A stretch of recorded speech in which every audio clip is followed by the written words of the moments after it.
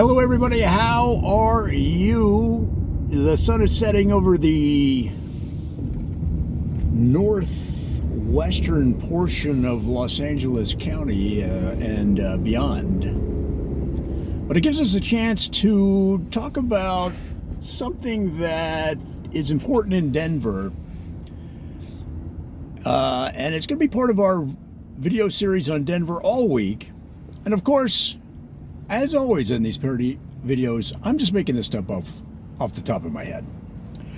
And this time, we're going to make up 5 of the worst landscaping companies in town. Now, remember, landscaping is so important in Denver because partially because it's such an outdoor community, a love of the outdoors. So when you invite people over for some bratwurst and beers, if your landscaping is lacking, well, guys, your social standing is going to drop. You're going to lose friends. You might lose your job even. And it's going to be hard to put food on the table for your kids without employment for most of us. You might be independently wealthy and don't care, but for most of us, we're going to need employment. And that's why you need to avoid these 5 landscaping firms in the Denver area. Again, excuse me, I'm going to make them up off the top of my head. Number 1 is Backpack Landscaping Company. Backpack Landscaping Company, they put in landscaping articles and scenarios that can fit in a backpack. Every little item that they plant on your property is no bigger than what can fit in a backpack. They get this from doing their own backpacking and being taught that they have to be able to backpack out what they take in. But if you have a couple acres of landscaping and everything is the size of something you could put on your kitchen table, well, then people are going to think they're in the land of giants. So that's a big no for me. Now, number 2 on the list is the Unconfirmed Landscaping Company in Denver. Now, Unconfirmed, they're really interesting to work with because they're very pleasant. But they're always late. So you call and you say, hey, your team, your crew was supposed to be here at 10 a.m. to finish the landscape, start the landscaping. Either one. And they're not here. And very pleasantly, they'll tell you that you're probably wrong because that date and time was never confirmed. It was unconfirmed. And you're saying, no, I've got the email. I've got the text. I've got all the information. They're supposed to be here at 10 o'clock this morning. No, they say, very pleasant again. No, you are mistaken, sir. That was unconfirmed. And since we didn't hear from you, since we didn't know anything, we figured you'd decided on another company. And you're like, wait a minute. Am I dreaming? Is this the Trump alternative reality? What is happening? So for that reason, guys, it's a weird thing that they do, and no one really knows why. I'm gonna say forget it. Now, number 3 is the Blunt Landscaping Company. Blunt Landscaping Company. Actually, that sounds too much like a real. Let's make it the.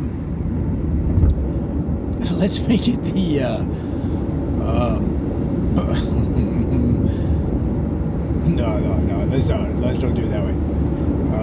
Let's go to another landscaping company. Let's go to Overgrown Landscaping Company. Blunt to me sounded too much like a real name. Lawsuit. But I made it up off the top of my head, Your Honor. They're like, I don't care.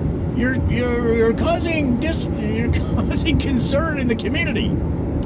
Guys, the Overgrown Landscaping Company, the problem is not so much their landscaping or that the landscaping itself gets overgrown, because obviously they offer services to trim that back. It's the beard of the owner. The beard of the owner is so overgrown. I mean, I remember talking to this guy one day. I went to the office, and his beard was overflowing onto the floor.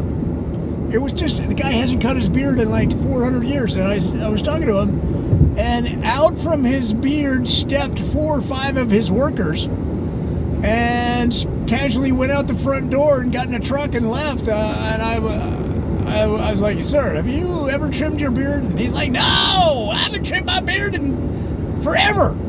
He won't even give it time because he knows you're always going to estimate it higher than what he says. So it's a little too creepy for me. I'm going to say no to those guys. I don't know where that came from either. That's why these are fun. We don't know what's going to happen. That's why it's a lot of fun. All right. Now, the next one is endemic. Endemic.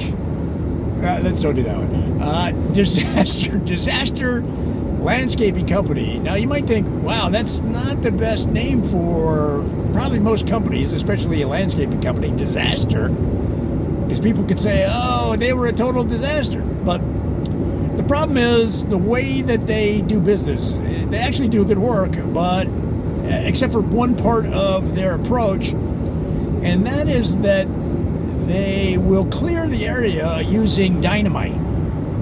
Okay, and they then section off your house, and in fact your whole neighborhood, as a disaster zone, a blast zone. And that's how they get by there legally. They say, "Oh, we're gonna dynamite the whole house." Now, that's what they say to the officials. Now, they tell you, "Don't worry, we're just gonna dynamite your yard," because that way it's easier to start. We don't have to take out the old stuff. We just blast it out, and now it's a nice and freshly blown up area, and we can just level that off with a bulldozer in probably 1 hour, and then start planting. So, guys, it's too dangerous. I'm out. I'm out on those guys and girls. And finally, Muckalek Landscaping. Muckalek Landscaping. They are great for a cold weather climate like Denver because they know how to landscape to accommodate heavy snows. Now, it sounds odd that you might have to do that, but in an area that snows a lot, like 2, 3 feet, 4 feet at a time, like Denver, you need landscaping that will allow that snow to collect and then in the spring to melt away efficiently. The problem with Muckalek landscaping is they say that is their specialty, and that's fine, but what happens is it's their only specialty. And they forget that there's summer, and so their landscaping, have you ever seen those frosted Christmas trees? Well, that's how their landscaping looks, which in the winter looks fine because that's how the rest of it, right? Because the snow's coming down. But if you're driving by your house in July and you look over and the entire lawn and the trees and the bushes and everything is frosted, like a frosted Christmas tree, you might get a call from either your HOA or the neighborhood community watch people wondering if you're doing something illegal, or 2 or 3, you might get a visit from the county saying you can't be doing that. Now, whether you can or not, and if you want to push it, that's up to you. But anyway, for me, I don't want frosted landscaping. So those guys and girls are off the list. Guys, those are 5 of the worst landscaping companies in town. If you know of anybody that should be on this list, then let us know. Leave a comment. Get us on the Twitter machine.